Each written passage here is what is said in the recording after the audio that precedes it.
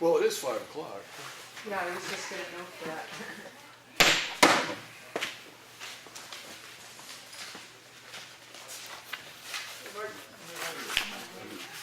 One item on here, that EMS contract, that was a fixed price. How'd we go over budget on that?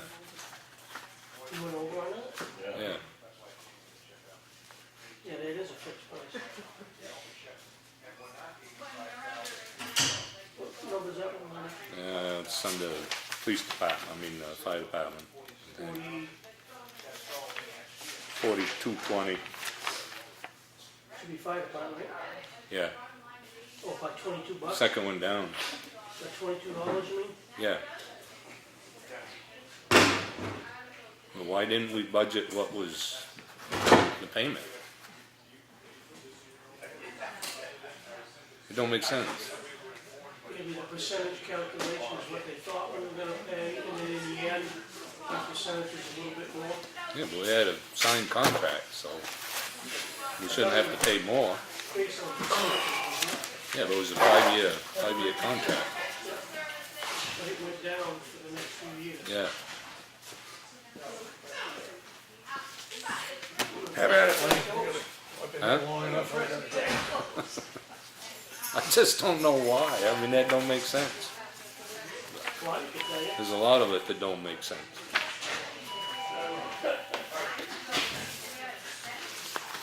What you do to that?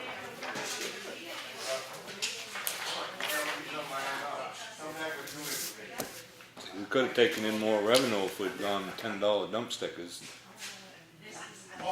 12 months instead of 18 months at $1. Nobody's buying anyway, Huh? nobody's buying anyway. Oh.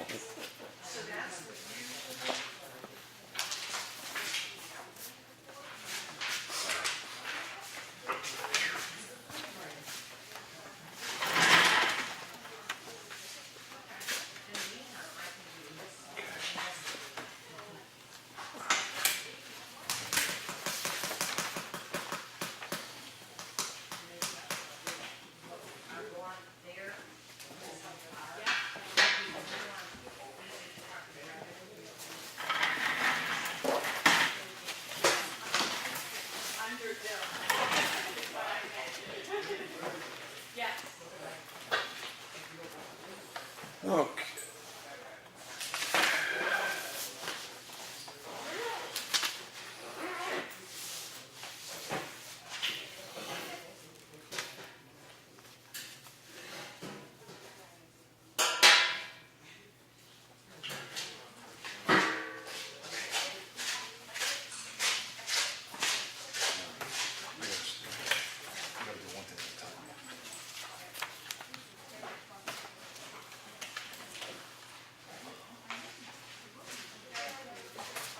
Okay.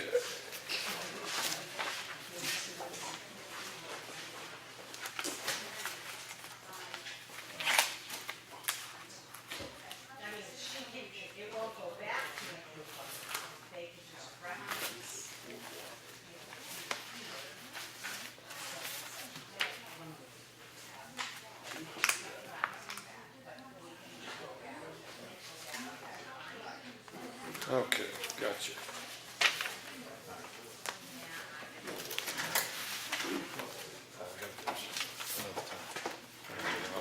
This one's blue.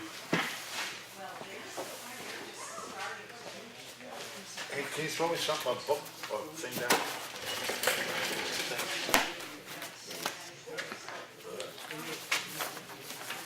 Yeah, take one. 'Cause I'll send this one down because I'm not done with this one.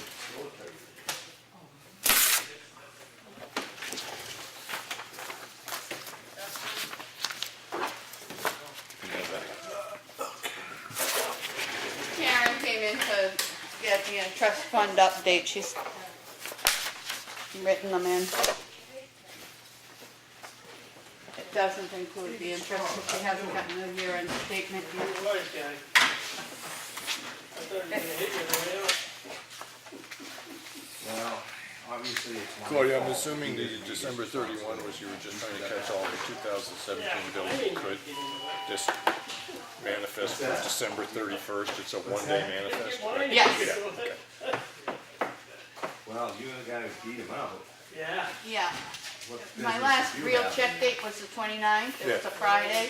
So the only way I can not pick up those expenses, and that didn't work for that one, Right, is to do the one day only or Right. something after. yeah. Just in case somebody asks why.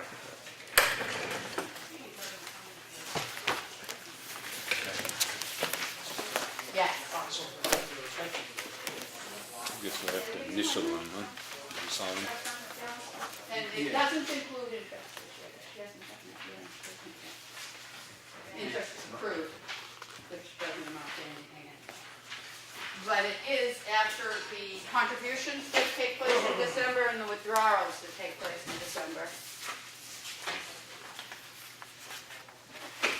And really, I think the only thing they reimbursed me for this year was the police cruiser. We didn't need it for municipal buildings.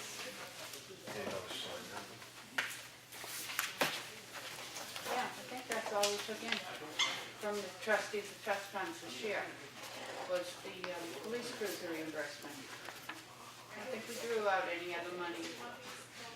Can you think of any? We didn't take the fire alarm out of the, no? No? Because that warrant article we took out. Yeah, but we were gonna take it out of the, We didn't go over the Okay. money that That's we good. budgeted for the line, so I didn't want to hit that fund for it. Hi, what? I don't know. I'd say it Came was. through, with the website, I don't, it's just that she was happy with the roads. Oh, we should, Yeah, I didn't speak we to should her. acknowledge that.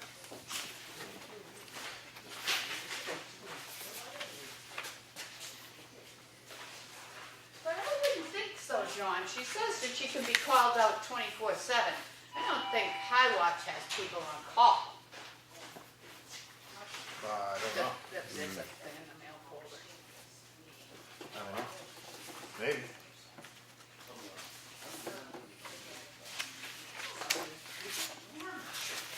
Oh, here's the.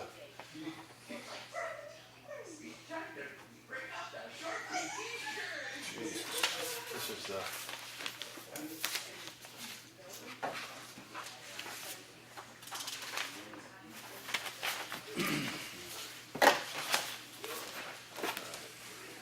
That's that.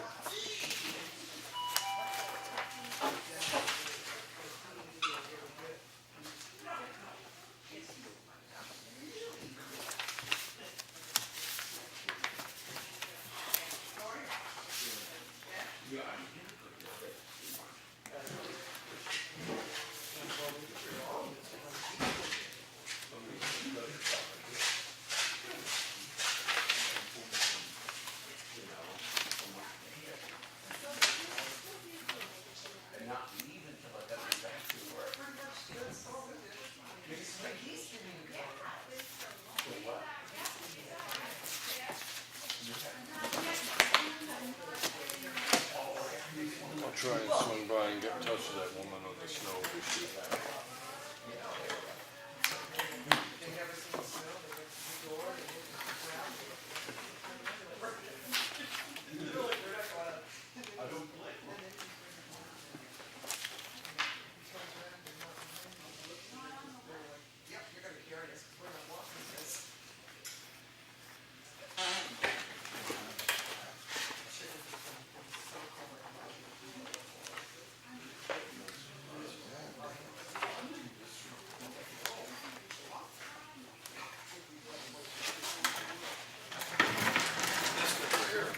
This is the municipal building thing that requires a vote.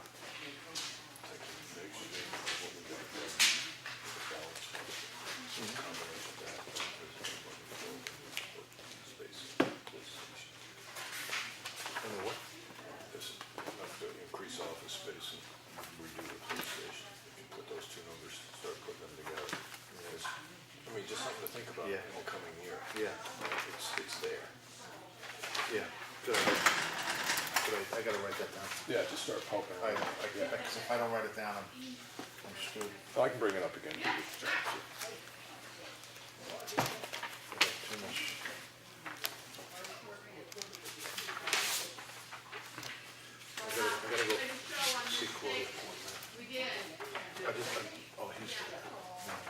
you should read this. Is that the snow, the Yeah. thank you for the road? Yeah, I got that, You should read that. I have a note to mention it. And, we gotta find out, she said 2 low, I see this here.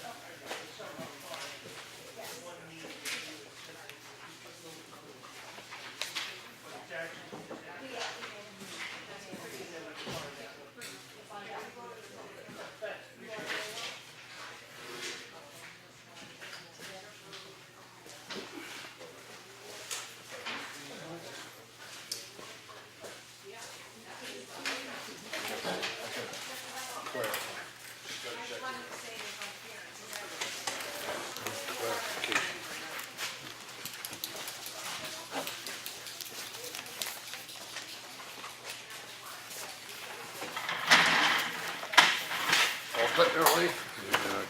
Signature here.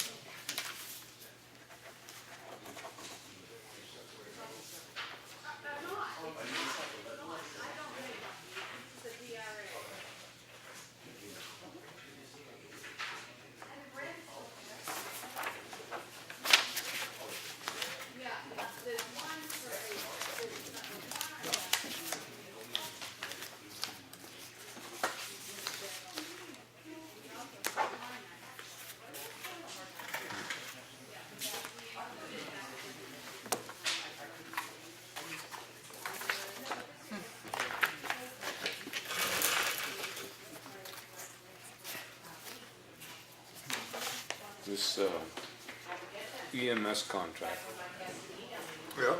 why did we go over budget? Why didn't we budget what the payment was? Page one. Yeah, 5, right here, EMS contract. You should have known what that figure was gonna be. Wrong one, that's right.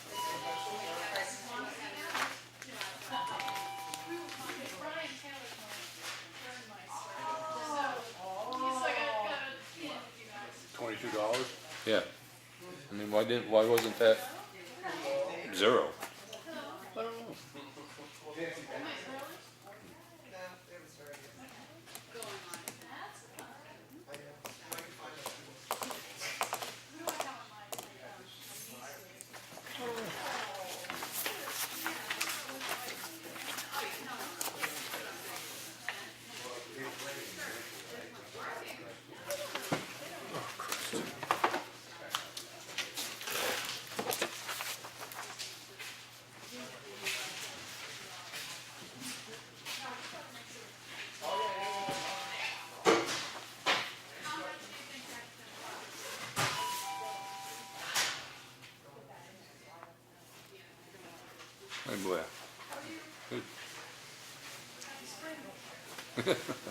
Out like it, didn't it?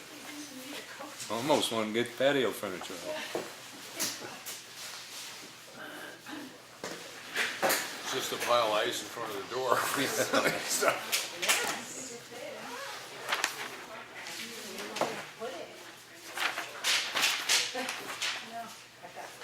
Get Randy to twist them up. And then put that to the wall, ceiling of your office. Yeah, there you go. So when you're laying it on there, you're looking at the, in the mental chairs. Oh, when we fall over backwards, Yeah. budget hearing. That's it. You can look up and say, well, this is what we're paying. Well, that was, but it's the global thing. All set, John, for the pledge? I just gotta do I didn't do the manifest. Okay.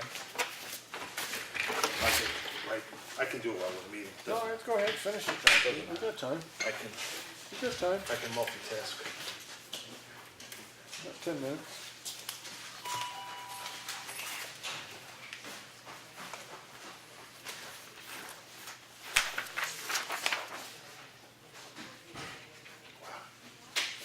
How often do you guys get pellets?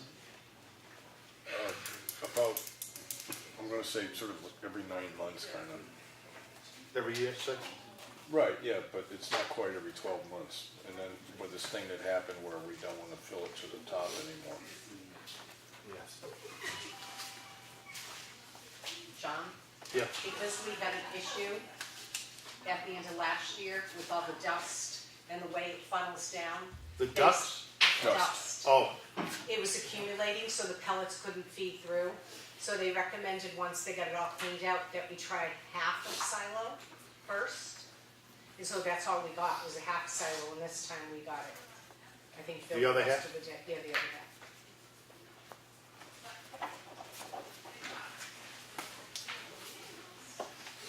Oh, and incidentally, there wasn't a leak at the library. The reason the guy smelled the gases is that when they fill the tank, it's heavy and it settles, and when he was smelling it come up out of the snow. The guy was there and showed him there was no leak, or he thought there was. It's just when he went out to the tank, he could smell gas, and the guy said, because they had just filled it.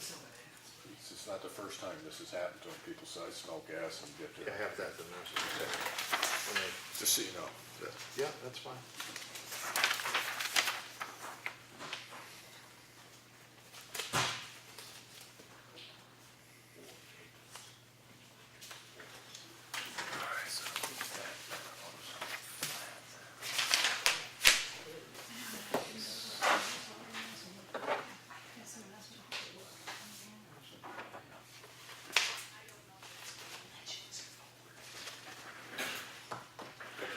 All right, this is an easy manifest. Oh, there's two of them.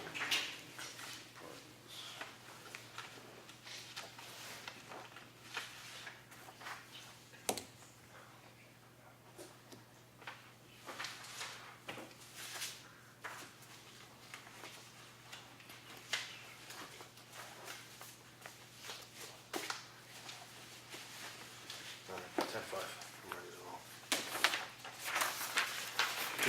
Okay. Allegiance? I pledge allegiance to the flag of the United States of America, and to the republic for which it stands, one nation, under God, indivisible, with liberty and justice for all.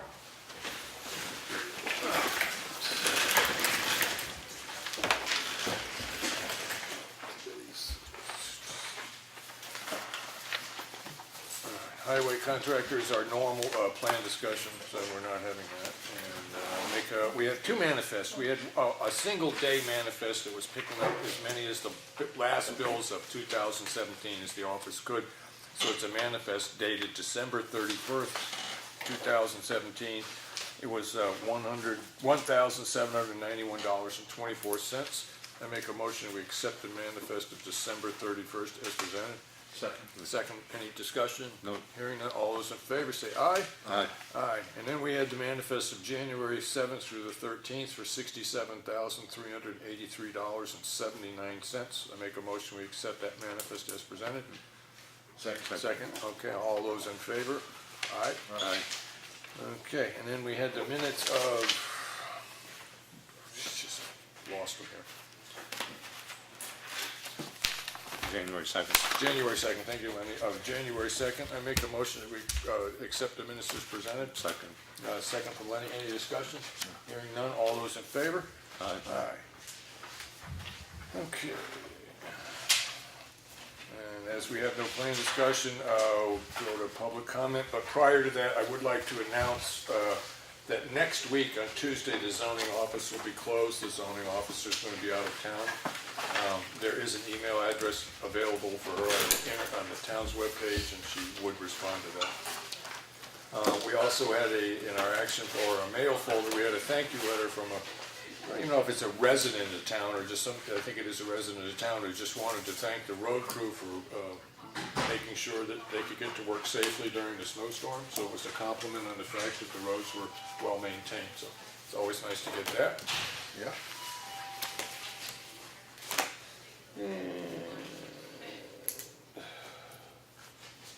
That's it. There was one other thing, so you guys are aware of it. There was a concern about some snow buildup on an intersection of 153 and Townhouse Road. I will try and swing across and see the woman that owns the building where the problem is, the purported problem is. And I will go try to speak with her tomorrow. So, that all being said, we now have public comment in the back.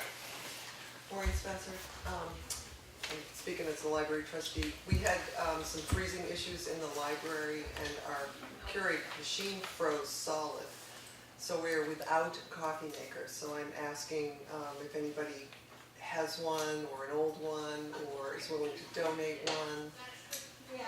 I would greatly appreciate it. You can get a hold of Crystal at the library and let her know because it's a well-used machine at the library. Right. By the patrons and Okay. Brother's Night uses it, so it's a dearly missed item. Yeah. And I would like to let you know too that the 2 blinds you authorized to go in, I was able to be there yesterday when they put them in, and I stayed around afterwards just to see if it made a difference, and the machine in the meeting room did go off. So the window closest to the thermostat is now no longer blowing cold air onto the thermostat? Correct. Okay. Yeah. So, The one in the main room is probably, I mean, I don't know if that's ever gonna go off, but at least it isn't, you know, the blinds aren't out to here. I had them also leave the other ones up as extra insulation, but it works like a dream. I mean, Okay. it's great. There's no more cold air blowing down onto that, so. okay.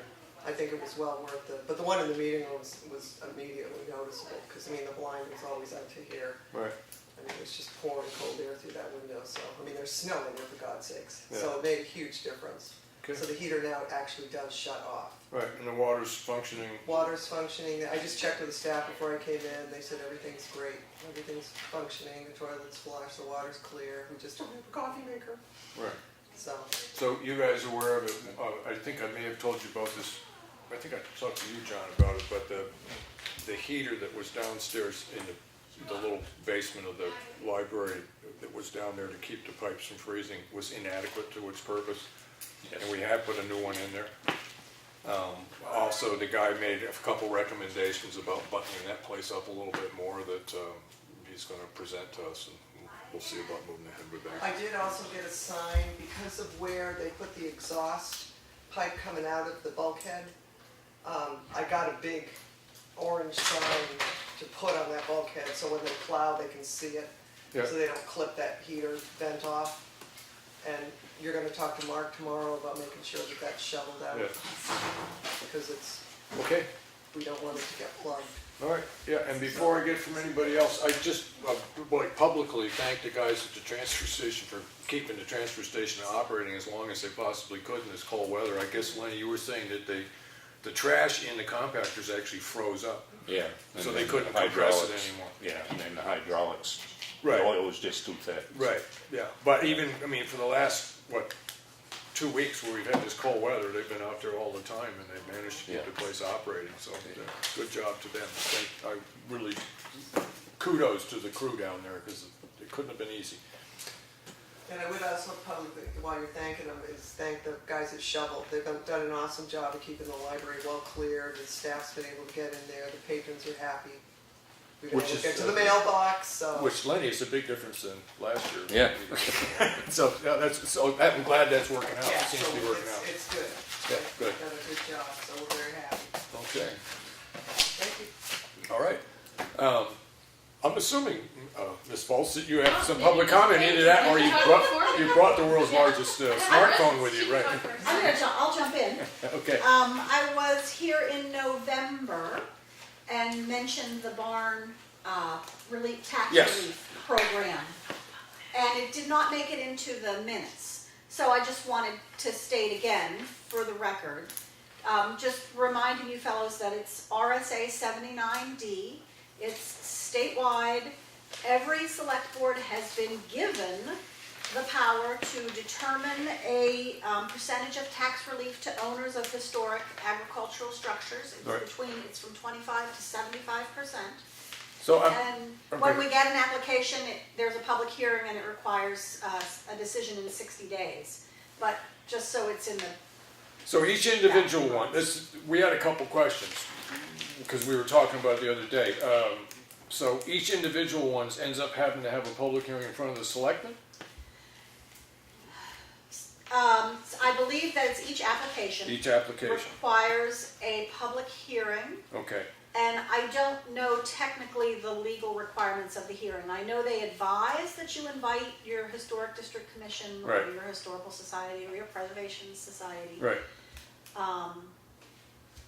But I'm sorry, I'm not Okay, versed and enough then- to say and- who's required to be at the hearing. and when if we do approve this, at the time that we approve it, we have to approve, you said between 25 and 75%. Now, I'm assuming that is that if your old barn is being, just picking a number, your tax load on your old barn is $1,000. Now you're gonna improve it, and they come through and they appraise it, and they say, well, now this is a $2,000, now $2,000 your tax load in that barn because it's now no longer falling down. And what you're saying is that between 25 and 75%, we can reduce that new $1,000 by anywhere from $250 to $750. Well, the good news for the barn owner is I believe the whole intent is for it to not go up at all. I think you can hold it at, yeah, so that's, Well, then what's the, my original understanding was that you could hold it at its current value. well, then what do we have to Yeah. pick something between 25 and 70? Right. This is, Right, okay. I mean, speaking as one So selectman, I'm that's in a favor of question this. not for me, that would be a question for the state. I Okay. think that's not a question for me, Okay. that's a All right, question so for the state. That's a RSA, great question. But the way I interpreted it when it was explained was that people can continue to improve their barns. Yeah, And it's not then 50% of the improvement, but the assessment then sticks. So they're not penalized for continuing to improve. yeah, the no, that's structure. kind of the way I took it, but when I was looking at the thing and I started to see this thing where the selectmen had to pick a number, someplace between 25 and 75, I'm 75. trying to figure, if it's flat and it's not going anywhere, why do you have to pick a number? Right. So, Right, yeah, Maybe no, sure. good question. yeah, I will call the Department of Revenue okay, because it just falls under my jurisdiction Okay. with regard to credits and exemptions. yeah, And what I'd also like to do is, I had a talk with Karen, I'd like to contact some of or go on their own websites through the Department of Revenue. I have a list of towns that already participate and see what come up with an average. And what I mean is by this incentive, because our town of Effingham is usually compared to the town of Alexandria because of the vast amount of land, there's so few people that live in town, the tax rate, that so on and so forth. They happen not to be on the list. But that's really a starting point that the Department of Revenue is gonna recommend. Don't be shooting yourself in the foot at 50% when you don't first of all, don't even know. right, what understanding you're that the doing. primary question is the 50% of what? Right, Okay, exactly, okay. exactly. But you never shoot yourself in the foot, because if it's healthy, then that encourages barn owners to keep those structures instead of taking them down. And then That's true. you have not only the rural value to the town, but you have that revenue for over a much longer period of Yeah, time. it struck me as. So at first take, I think there might be a lot of citizens that will be like, oh, we're giving, here we are, they're not paying their property taxes. But if they look at the big picture, that person now has an incentive to keep their barn in good shape because they're falling down in the state at such an amazing rate, which is why they passed this RSA. So even at 75%, if we're looking at it long term, we're doing the town a favor Okay. because we've increased the value of the property in the town. Yep. Is there a website? A good website, the RSA, but also the New Hampshire Preservation Society last year did quite a bit of work around the barns and helping people with barn assessment grants. And their website has quite a bit of information on it. That's easy links. You don't have to do much hunting. Yeah. So New Hampshire. Well, this whole thing Preservation started Office. about, actually, 5 years ago, didn't it? At least. I seem to remember hearing about it a long way back, and now it's made it to the table, so, okay. Well, we'll get the question answered. As I said, as myself, I'm in That's favor right. of doing this, whatever we can do. Because basically what's happening is people aren't fixing up their barns because they don't want to have an increase in taxes. And then they fall down. Yeah. It's a good discussion, yeah, go right ahead. Does this pertain to any barn or just Well, I have a feeling that's one of the reasons that they have to have a public hearing, is it has to have historic value to the Yes, community. yes. In other words, if you built it 7 years ago poorly, Yeah. and your No, roof there's is some dated. specific guidelines Yeah. for the time frame. Yeah, and that would be I think the it's reason for the public hearing, is to make sure that before the abatement is granted, is that it falls within the parameters of the, of historical. And the structure. application should show you that. Yeah, I think it might even be that you can look at the application before you even have the hearing to Right. make sure that okay. it looks like it So falls is in it the your parameters. take that that application ends up coming to the selectmen as Yeah. opposed to the historic district? Yeah, absolutely. Right. And people would come here looking for the application Okay, also, so I don't, Good. hopefully it's handy should somebody come looking for it. okay. Anything else? That's it? That's it. I come bearing gifts. I never come empty-handed. This is a map for you guys, and so it's a different kind of map. It's similar to the ones you've seen. I have some issues because it doesn't really cross the border. So the bright pink represents the Pine River watershed. So anytime any drop of water lands in that area, it flows into the Pine River. Pine River, And okay. it looks like it stops here because that's the border of Ossipee, but Right. if this were a different map, it would cross borders. Right. This is just supposed to be a town map. So, but you can look at it after. The darker lands are the conservation land, and it has some statistics. So Green Mountain Conservation Group was working with Forrest Bell, who is a environmental consultant in Portland. We worked for 4 years with him to do a watershed management plan for Ossipee mostly, Ossipee Lake. So a little bit of Freedom, a little bit of Effingham, and largely Ossipee. And some of that involved build-out analysis to look at how much they could develop the land, what impact it would have to water quality on the lake and the Ossipee River. This is sort of like the final result of it. A lot of the work we also did was teaching people about best management practices, so you don't have to do really expensive things on your property to keep your property from harming the lake water and the river water. So this map is for you to just sort of, for planning purposes, you can look at where your conservation lands are in relationship to where other parts of land are in the town. It talks about the percentage. Effingham, I think, is 20%.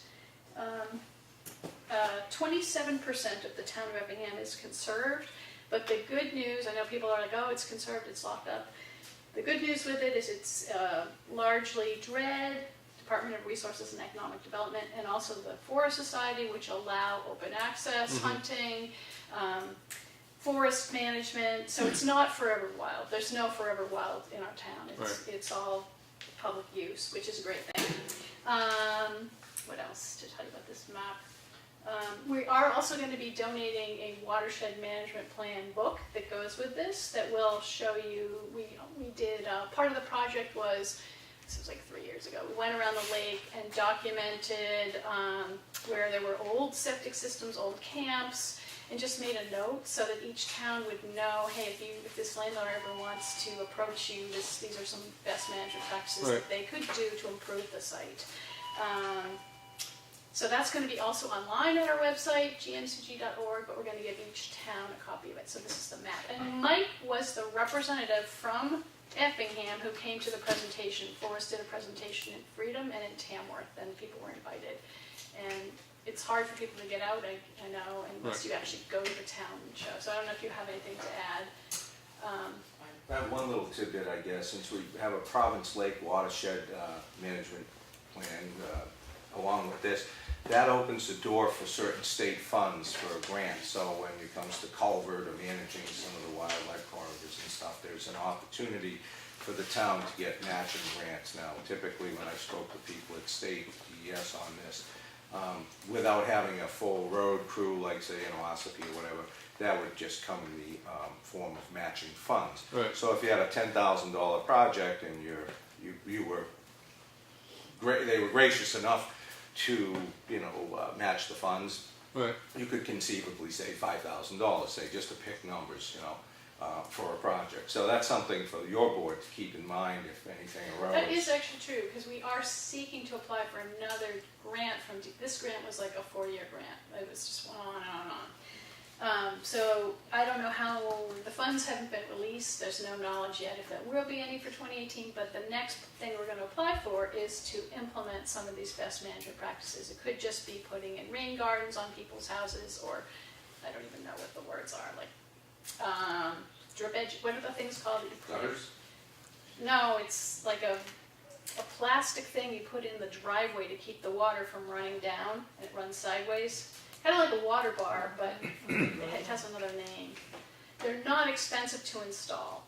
So I don't know where the ones are needed in Effingham. Right. Specifically, So what, you're trying to patching. just- If you know of any, you could keep a list of them, because if we do get funding, we are going to go to each town and say, hey, where do you want to do this? We have the funds, tell us where you want to do it. So you're trying to shift water from a non-permeable to a permeable surface as soon as It's possible. to keep, so if you have a runoff even from a driveway that's gravel, it's taking phosphorus into the lake. Right. And phosphorus is a nutrient that causes the algae to bloom. Right.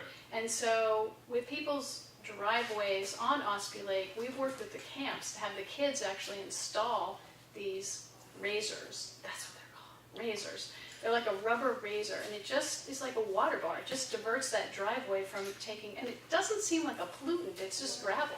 And I didn't know until we did this project how much phosphorus was Right. that loading into the lake. Well, it's the primary So it's a reason. simple thing. It's Right. not like what had to happen at the Pine River Boat Launch. That was very expensive. But there are ways, and with this funding, we'll have some money to pay for some equipment and like some gravel and some labor. But I don't know. I know in Freedom we did talk to the road agent there, and he might have like a list of places with culverts that they want to do. Okay. It has to be something that's impacting the Ossipee River watershed. So not necessarily the lake, it could be somewhere along, like even near here, that's impacting the Ossipee River. It has to be related to Ossipee River. Yeah, I hadn't really thought about that next piece of the funding, because who knows if it's going to be. Oh, so the data used to do that was for the river, not for the lake. No, it was for the Ossipee So was it Lake. available when Ospey went through its whole planning process on the campground? Well, yes. It was available. And that site where that is, because it's floodplain, came up hugely red. Right. That's a whole, Okay, that's in the I'm- book, yeah. Yeah, That's a whole I was just conversation. wanting Yeah. to know if that was It was available to them available. at the time, that they made their decisions, okay. And if I can just add one more thing, and it's the budgeting. When I talked to Sally Sewell from DES when I was at one of these various things that I attend, and part of the problem for them to give grant money out is, as you said, the budget has not been finalized. So they don't know what their piece of the pie is going to be. Right. So hopefully we hear about that soon, because it was, as I understood, would have to be done this year as opposed to 2017. So with any luck, we'll hear something from them in the near future as to what the funding levels will be. But that said, our Green Mountains mission is still to keep promoting clean water, and so we do programs in the summer with the kids' camps, so that the laborer, the campers, the Right. kids, We often get gravel donated, and we'll do a simple BMP to protect water supply. So if you had a project that you just need a lot of volunteer help with, we could provide the volunteer Okay, help. Yeah. thank you. Could I have your name for the record? Blair Bolts from Green Mountain Conservation Group. So, the other thing, more presents, as part of another project that we did with DES, which was a source water protection branch of DES, we just created this brochure on how to protect well water. So this was about surface water, and I'm happy that you guys have a new map. And the book will come with it, which will have more, there's a guide that'll have more information. So these brochures we are sending out to, can you pass it, thanks. We're sending these out to our members. We're also doing a drop ship to the town of Freedom, but we didn't have a budget to do it for each town. So I'd like to be able to leave some out here. And they're simple things like don't put nasty stuff down your septic system and don't pour your oil out on the ground, and simple stuff that most people know about. But we're happy to give you more if you have any people that would like to have more of this brochure. Thank So you. anybody can have, you can pass them around, and I'll leave some out there. Okay. And then the third thing, as part of this project, and I don't know if you've heard, but we are helping to create an aquifer advisory board, similar to what is done in Barnes, Massachusetts, in Western Massachusetts. And I think you all heard me talk about Dr. Robert Newton, who has a house in Madison, but he teaches at Smith College. He's a geologist. He's done a lot of the mapping in here for the aquifer recharge area and where the aquifer is. So for 10 years, he's been urging us to look at forming a regional advisory board that would not be regulatory, because The state owns it, right? the state doesn't really help a lot. Right. They're sort of like, call us when it's contaminated and we'll help you clean it up. So how this board, what we're trying to do is we've had 4 meetings so far, and we kind of try and move the meetings around. So I want to invite you. The next meeting is going to be January 30th, which is Tuesday, which is too bad. You'd have to go right from this meeting. It's at 7 o'clock in Madison. Where, at the town hall? Or It's the going to be at library? the library, Madison Library. And I'll leave you this. This is our newsletter, hot off the press. So what we're going to be doing in 2018 is talking about the aquifer, talking about regional projects. So for example, you were asking about the campground in Ossipee.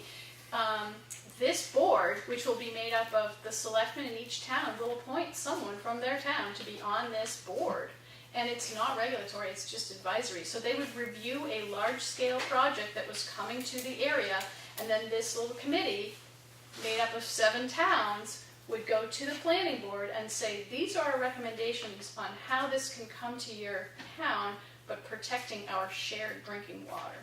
Right. So we're seeking a lot more. It's just like wanting me to go around, but spread the word. There's an article in here about it. There's an invitation in here on January 30th.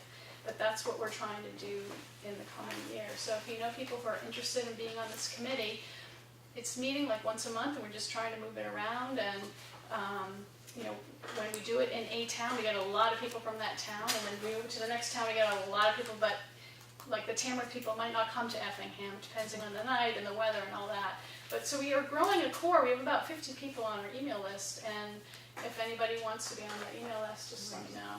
So Well, I'm just congratulations, and thank you very much, because I know what the group's been trying to do all these years, and trying to educate people about water doesn't know borders, and now they get Thank to you. understand that underground water doesn't know them either, so. Yeah, and I don't know how this is going to be successful. I mean, because towns are going to have to send someone to be on this committee, Right.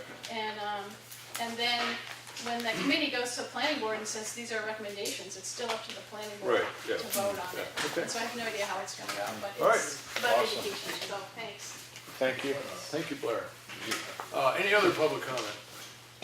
Henry, I'll chime in on something. I had a concern about hazardous waste material, and the campground brought it to my attention, the Ossipee Lake situation that took place, because I think as an end result of that process, I believe the planning board in Ossipee was choosing to no longer be part of Lakes Region Planning. I may have that wrong, but I had that in my head. So that brought me to the point of our waste that we do every year that's done over in Ossipee. We bring it to the town barn. We're part of a program there that's sponsored through Lakes Region Planning. So I called up Lakes Region and I talked to Jeff Hayes, he's the person in charge over there, and inquired about it. And to come to find out that the Board of Selectmen is taking over through the general fund, I believe, paying for that membership again. So they are going to stay members, but more importantly to us, I guess at this point, is the hazardous waste pickup day is still going to take place. At the same place, okay. Because we contribute to that money for that day, which I think is well worth it. But as part of that conversation, I kind of quizzed, being on the planning board, what does our membership really encompass? Because I think we're probably underutilizing it, especially since Tom Thompson moved out of town. He was our representative. And he sent me a town report for our town and the various things that they do, and I can share that email with anybody. But one of the things I wanted to know is we're paying X amount, a little over $1,400 for our membership, and how would I justify that to like a budget committee member here, you know? And one of the things they pointed out, that Jeff pointed out, was that this past year, because of a collective group of towns that got involved with the supplier side of electricity, we actually saved $1,200 for the town of Effingham. So that's really a pretty good justification for the membership right there.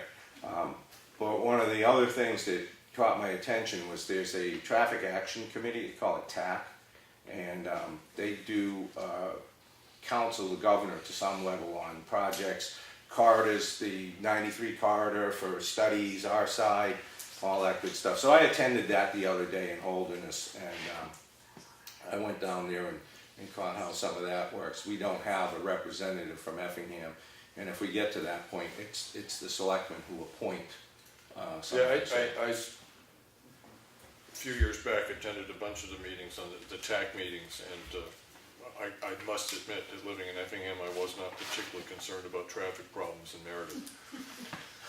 Well, it is more of a statewide, and the discussion did shift to this side on 16. Yeah, I mean, I paid a lot of attention, actually worked in 2 different committees, including and constructed 2 reports that I know haven't been looked at in 8 years, so. Well, that's always the risk, but one of the things they were looking at how to fund these things, which would affect us, whether it's gas tax, taxes on, the electric cars, or registration fees, raising those, doubling the price of the tolls. Actually, that is an interesting concept. So there is a concern, I would think. For the increase of non-fossil fuel motorized. Well, I brought that up because the gentleman from Wolfboro didn't seem to take account of that. And where a lot of states have done in the past, for a long time, is if you've got, say, a Prius, I'll use that for, they'll charge you $300 more on your registration just because of it, versus the guy with the F-250 who's gonna pay that gas tax. So they're chewing on how to fund a lot of these roads, because these secondary roads aren't getting the attention. The money's going to the 16s and the 93s, or a 106 or something isn't getting money. But I just thought I'd share that that's out there, and we probably could be nice to find a representative. So Lawrence, how often have they take over the same problem on 153 since you've lived in this town? The same problem, if they just take over every 4 years. How old are you? Every 4 years, right? Well, they did have and send out a flyer to us to see if anybody wanted to speak to, Mr. Kennedy, Representative Kennedy was in a lot of them. They put a lot of these things on around us in various towns to come and speak to those things where selectmen particularly could have gone and said, hey, 153 between these points, and you could have raised that, and I wanted to get there, but my schedule didn't allow this year. So there's a format to air that concern right there, and unfortunately we missed that opportunity. Well, those concerns have been aired in the past. I don't doubt it. It's not, but the squeaky wheel is more likely than the wheel that jerks. After a while, you get tired of squeaking. True, that's why we needed a fresh person to go out there and throw that energy in it. So, okay, anything else, Mike? No, thank you. All right, that being said, John, anything you want to bring up?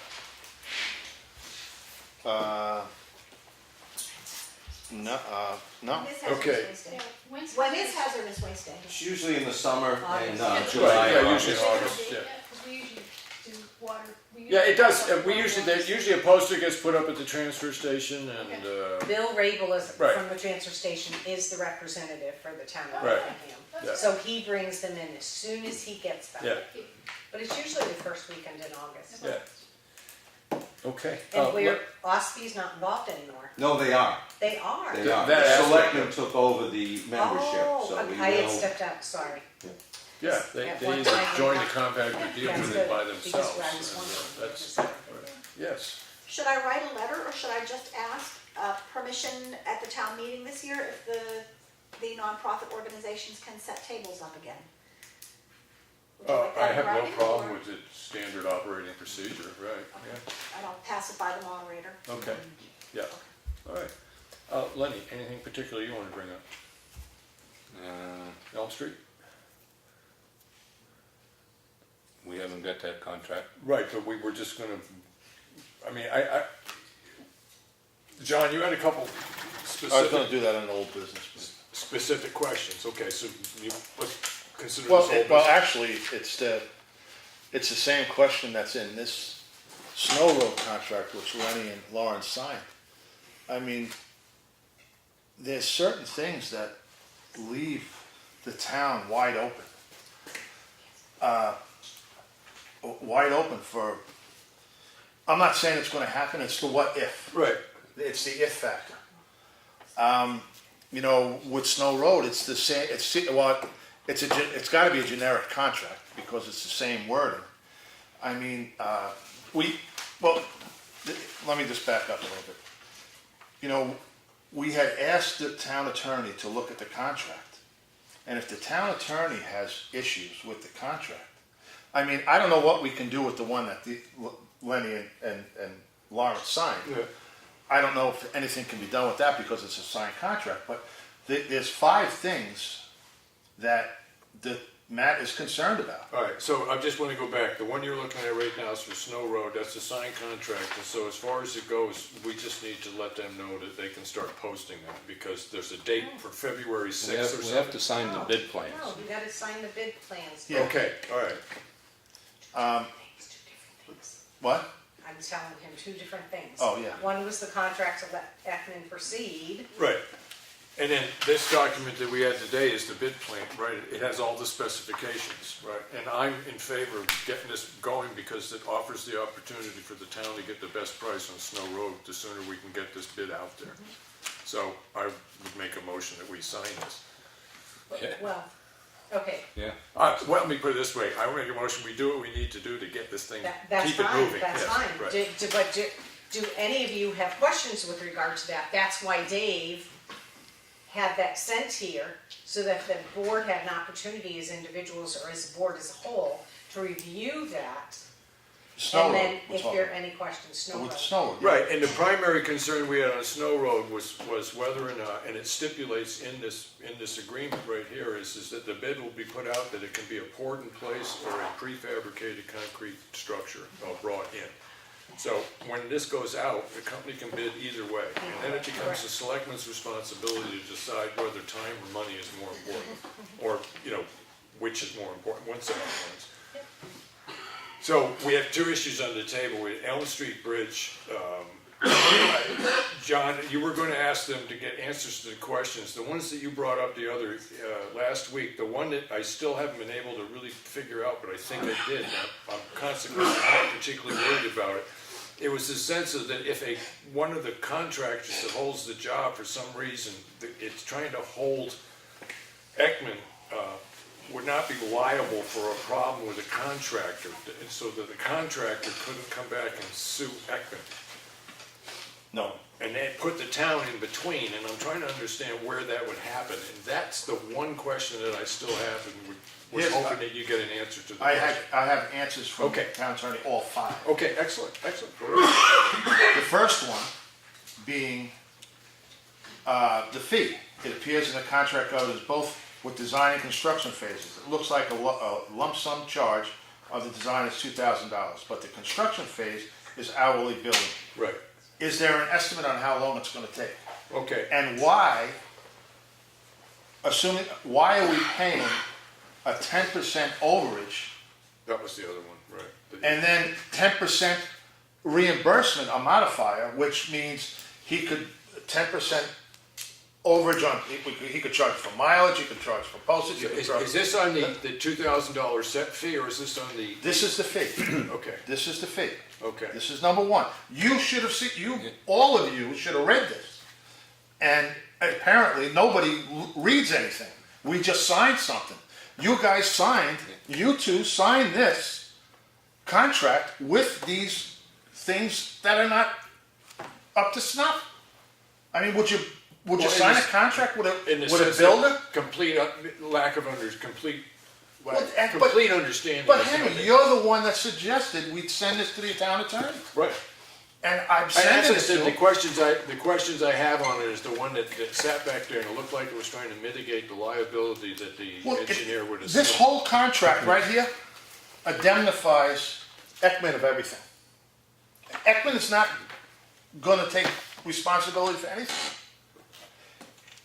Again, the first one, why are we paying 10% and then 10% on top of that?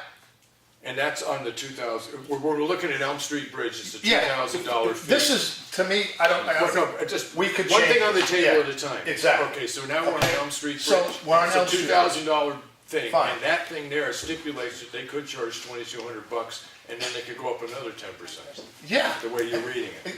No, it's the way it's written. Okay. Number two, indemnify. Ekman is not liable for any actions. In other words, if we got sued for something, Ekman he is exempt from that. It all falls on the town. Why is that?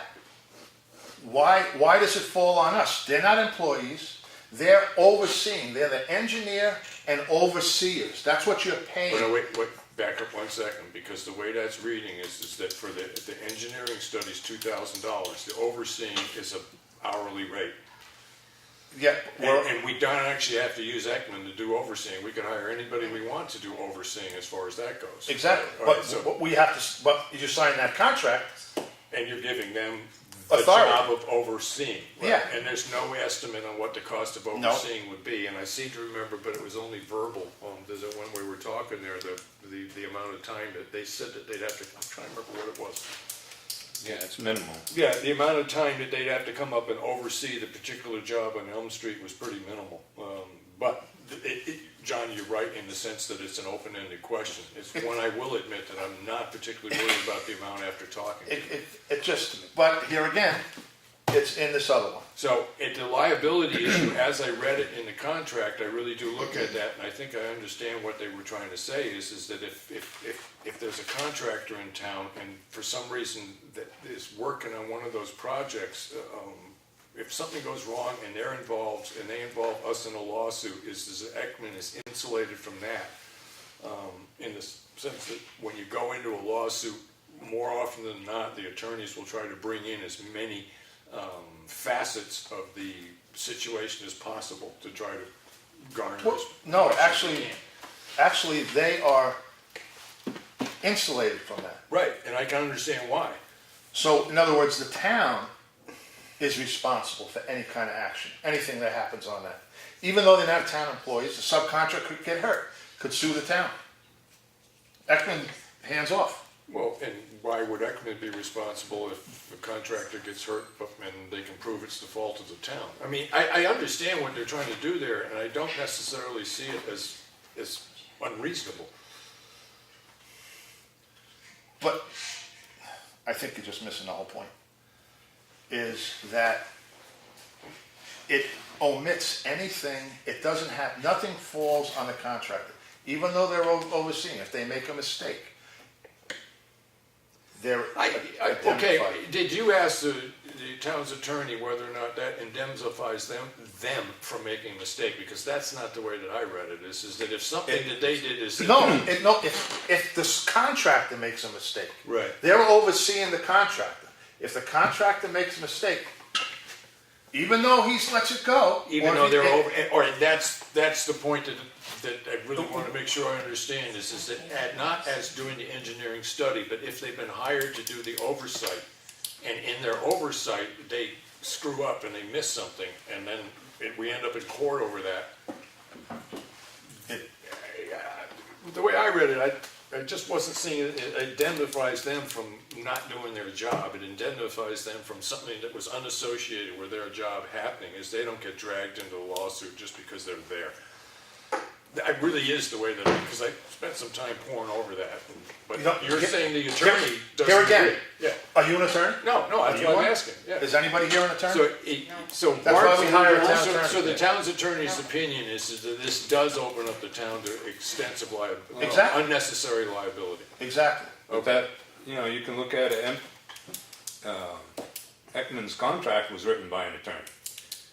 And, that's a generic thing, it's gone out in It hasn't changed since 2007. Yeah, hundreds of bids, and there's never been a problem yet, so, Well- maybe this is the way Matt interprets it, maybe there's, Well, that's why they make defense attorneys. He's looking out for the Yeah. town's interest. but, This attorney, he did say at the bottom, he didn't see anything to prevent the town from signing the contract.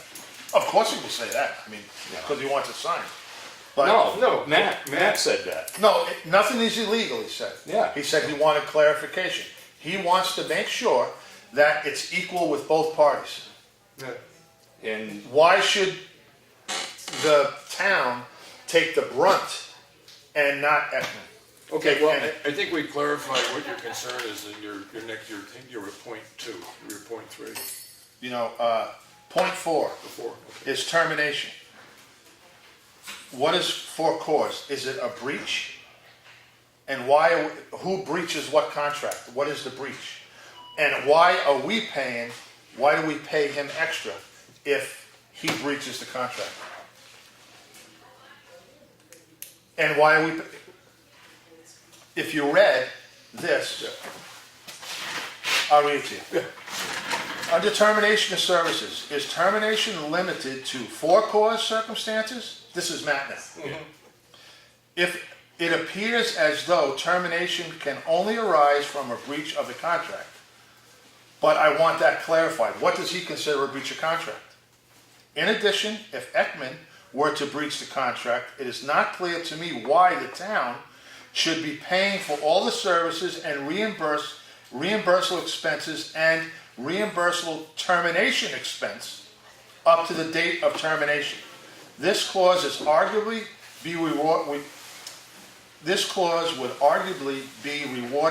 the breaching party. In other words, if Ekman breached the contract, it would reward them because it's nothing, again, it insulates.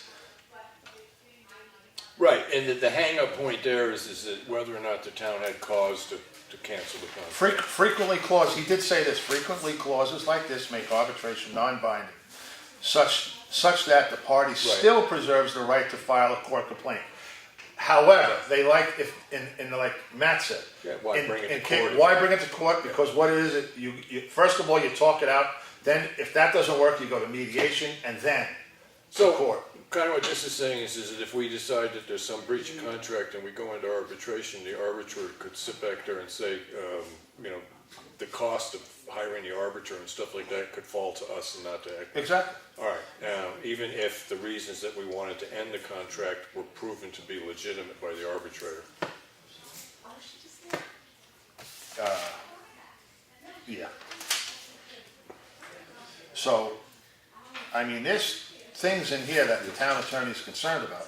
And like I said last week, I don't know. Well, the only way that we can solve the problem then, as far as the attorney goes, is have them get directly in touch, is authorize the attorney to get directly in touch with Ekman and get him to get Ekman's read on what his concerns are.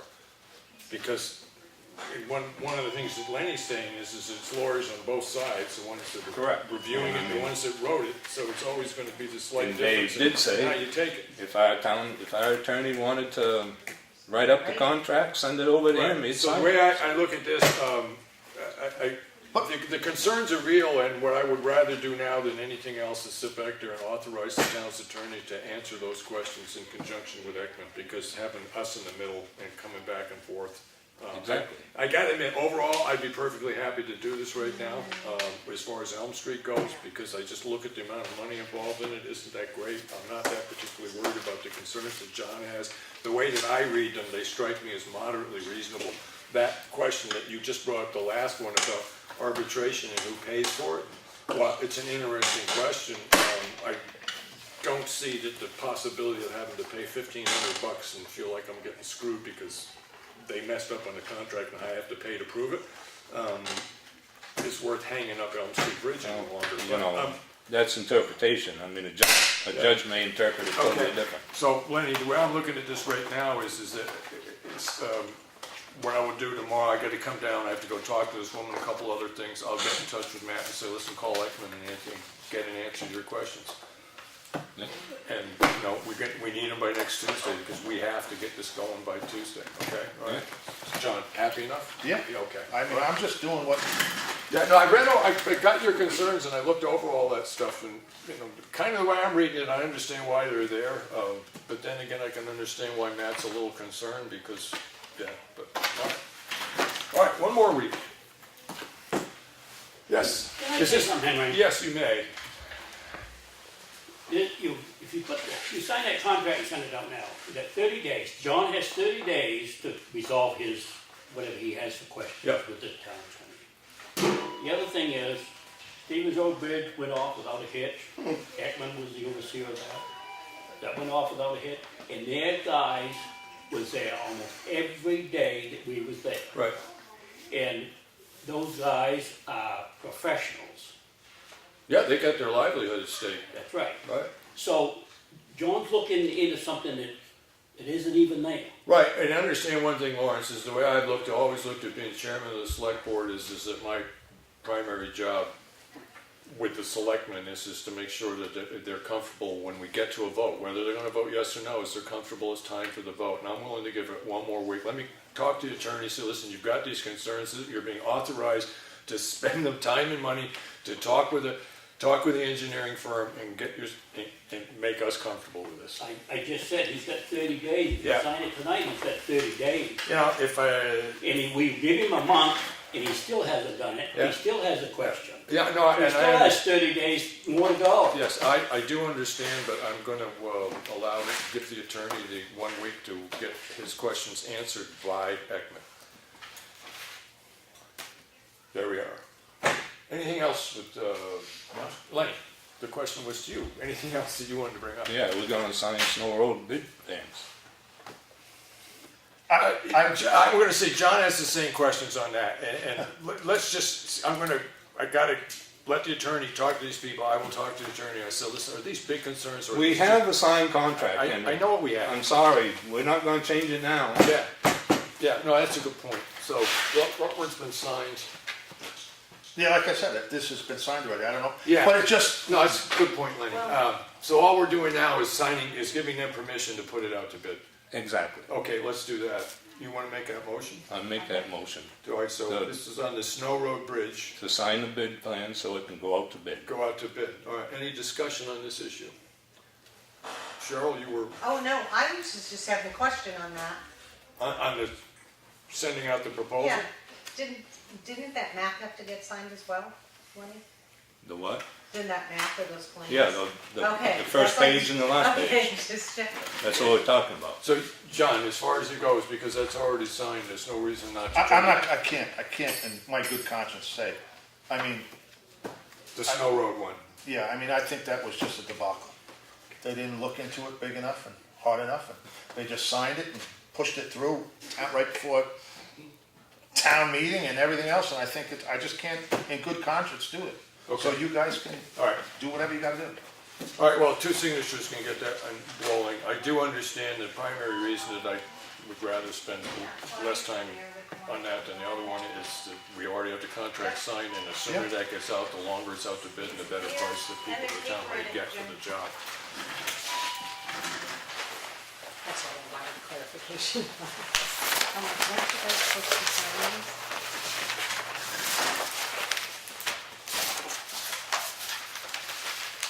It is black.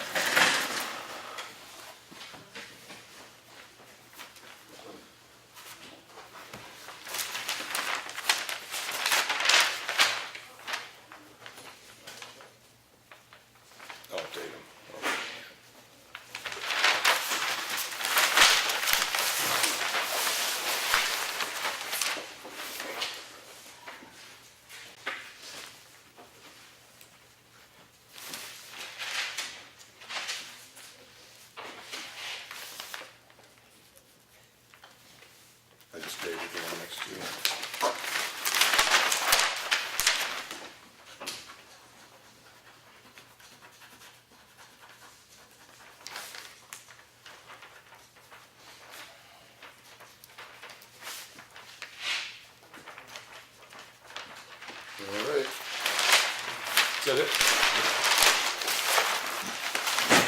John, anything else? Nope. So what time are we getting together with the budget? Right now? Oh, Right now? okay. Okay. You talk to them? Lenny, do you have anything else? Nope. Anything else with public comment? Hearing none, I will entertain a motion. Melissa. Oh, I'm sorry. Go ahead. Having no idea what happened during the meeting, if I ask any questions you've already talked about, just. We'll throw sticks at you or something. Yeah. Okay. I had a question about the transfer station. Yep. Did you, back on the Halloween, during the selectmen's meeting, it was announced that it would be closed on the 23rd and the 30th of December Yep. for Christmas and New Year's. And then it was posted closed on the 24th and the 31st. But then I heard that it was open on Christmas Eve. So I was just trying to figure out.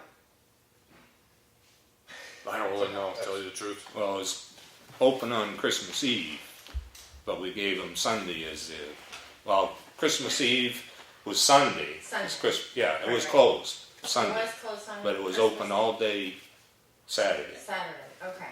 Because I had heard it was open on Christmas Eve, and I was all No. confused about how we're telling people when. And then there was a problem on Sunday Yeah, with the compactor yeah. Froze. Yeah. or something, so they just had to close. So there was no. Yeah. Well, they used to open top bins as long as possible until Everything was full, Yeah. so. Because there were some people that had come, they had asked on Facebook if the dump was open, and were told, other people said, yeah, I used it today, it was fine, so they headed from, they live on the Espie side of Effingham, they drove all the way over there, and then this thing happened. And I know sometimes things are just out of your control or Yeah. whatever. But I remember in the past, either Evans or Dig and Nose came over and they used equipment to push things down. Well, we were down to what, 2 hours left on the operating the day? 3 Yeah, hours? It was about 1:30 when we decided to close.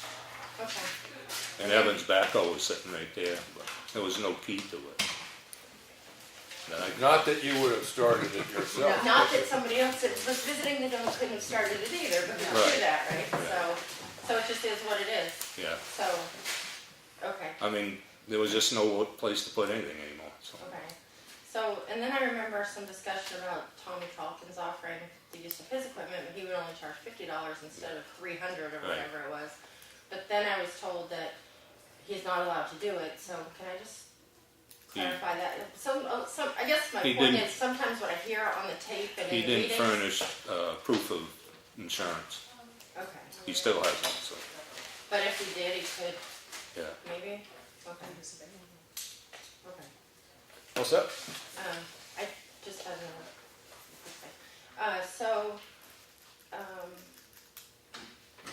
There was a mention last meeting maybe, that the current winter roads person provides exemplary service, which, whatever. Is there a way, or is it being done that the phone line that is available for road issues, is someone documenting the calls that come in on that, or does the contractor just call in and get the messages and then, I guess, Yeah, I mean, it's basically set up so people can try to get as direct possible contact with the people that actually do the work. That's what it's for, but no, I but there's don't no know. like tracking? I don't know, or- no, I don't imagine So we're you can spending look at- the time and money to do that, no. Okay. I just don't know if there's any because sometimes you might see trends, certain areas that you need to. One thing I've noticed is that there's something that's going wrong in more than one place in town on a regular basis, the trend shows up in front of this table pretty quickly. But there haven't been any Right. messages Yeah. left Yeah, on the road line. yeah. So if people have a concern and it's not an emergency, they still should call that, or the town office? Is that? Call the road thing's always a good thing to do, but if you saw no And during the response, week, I hear the general human reaction to not having any response, seeing anything happen, if they call the line, then they call the office and complain to the people in the office. And then, I had a safety concern, about the water that's across Townhouse Road that we're all familiar with. At the very end? Not that specifically, because I know, I did Right. hear you say that some kind of action is being taken. Yeah.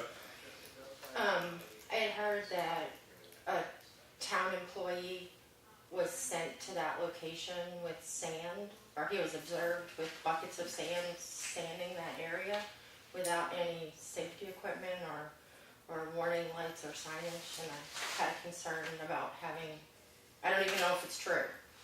I didn't see it myself, Right. but I'm last a messenger the for last I someone know who had a concern that What he was got out mentioned there. was the fact is we were gonna have some, signs put up warning people that there was an icy patch and, Okay. but that's about it. I think the person was just concerned about a town employee's safety, Right. being out there without the proper safety equipment and or warning signing that there's a person working in the road, or, I don't know. Yep. And then lastly, kind of heard you guys talking about the warrant articles that are coming up, and we'll hear them at the budget committee. There's 2 warrant articles, and I wanted to know if the board would consider either of them, and if not, I suppose people could just do a petition if they really felt strongly about it, but the first one is the suggested warrant article to offer the veterans credit to all veterans within the town, regardless of their years of service, as long as they're honorably discharged. And I didn't know if the board had considered that one, or if you knew about that. Yeah, it's a very hard position to be put in. I'm speaking as myself. This is the last time that the town, I think we used to give $50 for veterans, and the maximum was 500 in the town meeting. They said, let's put it to the maximum, which got unanimous support, but it also cost the town a terrific amount of money.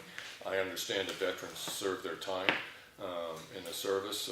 I understand a lot of them actually volunteered to do it out of their free choice to do it. Some of them, veterans out there now, were getting veterans benefits, were pulled out of their life by the government, and being drafted and forced into the military. I kind of feel like those guys should. Anyways, I'm a little leery about doing anything to attack Effingham's tax base. I got to admit, I got to look at it very, very carefully. What's the effect of this? We have looked at the old age thing for the senior benefit or Elderly exemption. the elderly exemption, and we looked at the amount of people that would affect in town, and it was minuscule, but the benefit to that minuscule group of people was tremendous.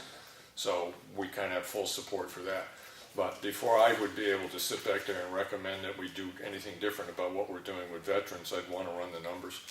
And how would we know? I guess, or we have to. There's a lot of people that apply, and I'm not being a veteran myself. I'm sure when they go and apply, what I understand about it is depending on your services, you get X percentage of whatever's available. Right. And to just turn around and maximize it for everybody that was in the service that with an honorable discharge, all of a sudden you're sitting back there saying, well, this guy is getting the same amount as this guy, but this guy went through all this and he met this criteria and he gets the maximum, and this guy was getting less because he was, who knows why? I really don't know the answers. But currently, there's not enough time between now and town meeting. I would not necessarily be in favor of just saying, let's maximize the veterans benefit for every single veteran with an honorable discharge, because I worry about how much that would cut out of the tax base. And you brought up some good points, so if somebody was interested in pursuing it, and by way of petition, the onus would be on them to do the research and be able to present the fiscal impact to the town. I mean, that seems reasonable. It's a point I would bring up if it was a petition warrant article by the public at town meeting. It is a point I would bring up as saying is, let's take this under advisement and maybe do it next year, but let's run the numbers and see what it's actually going to cost the town to do it. And if they felt strongly, they could have run the numbers and be able to No, present but some sort of it's a- case. It's Right. a democracy, it's a public meeting. I just didn't know if you had talked about it and I missed the conversation, I guess, and that. No, that's no, we really- hadn't, no. That's it. And then the other petition warrant article is there was a woman, Joan came. She lives on crossroad. Mm-hmm. She came a few meetings, she was very concerned about the accident that she had been in the townhouse road, and she had asked for, center line striping on townhouse road. Yeah, I don't see it. We just don't have the money. And knowing what I've been through with the budget cycle this year, I can't imagine that the budget committee is particularly looking forwards for another way to spend maybe $15,000, $20,000 a year. So we've gotten a quote. Yeah, when you figure you don't just go out and paint the lines, you have to do a traffic study, then you have to paint them, and you have to repaint them on a regular basis, because if you don't repaint them on a regular basis and somebody has an accident, they say, well, look, the line wasn't repainted in the last year and a half, therefore it's not my fault that I was in the wrong lane, as the center line was faded and vague. So it becomes a continuing expense for the town. Right. I have not heard anything, not that I researched it, but I haven't heard anything that makes me to assume that the town roads in Effingham are any more dangerous than the town roads in any other town that aren't lined. So. We're very rural, the roads aren't that wide to start with. Well, that would be up to who, if somebody wanted to bring it forward. If they want to bring it It's forward, on them yes. to pursue it and make their case. Yeah, I think the law is 25 signatures of registered voters, so you can put anything you want on the ballot. So. Right, okay, All right. thank you. Yep. Any other? Hearing none, John. No? Motion? Yeah. Motion to adjourn? Yeah. Second discussion? It's already been second. All those in favor say aye. Aye.